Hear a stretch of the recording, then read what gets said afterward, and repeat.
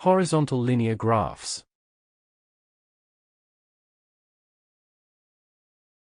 If a linear graph is horizontal, this means that the y-coordinate does not change.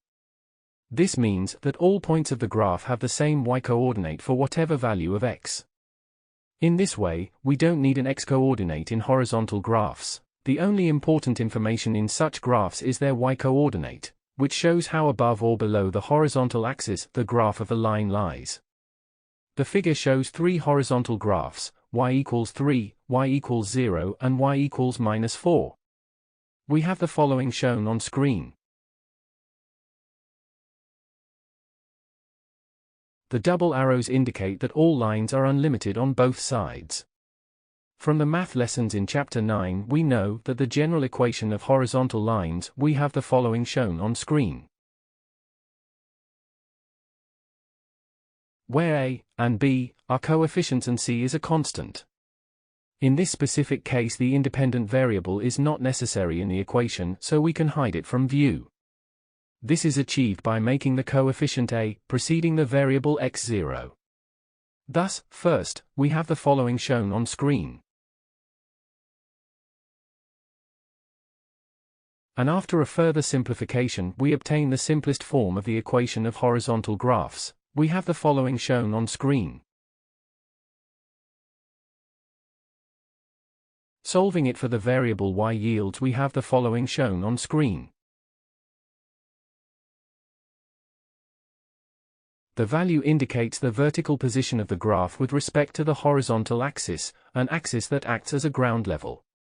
Thus, if y is positive the graph is above the origin. If y equals 0 the graph lies according to the origin represented by the x-axis, and if y less than 0, the graph lies below the origin, as shown in the figure. Example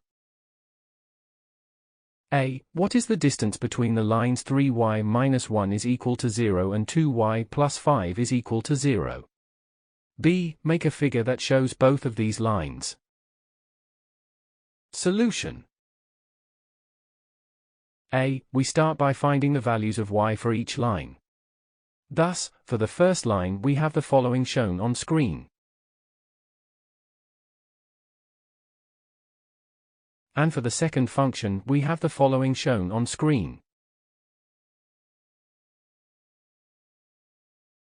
These results mean that the first graph is 1 over 3 units above the origin and the second graph is 5 over 2 units below the origin. Since they are on the opposite sides of the horizontal axis, we must add these two numbers to find the distance between the given lines. Hence, for the required distance d, we have the following shown on screen.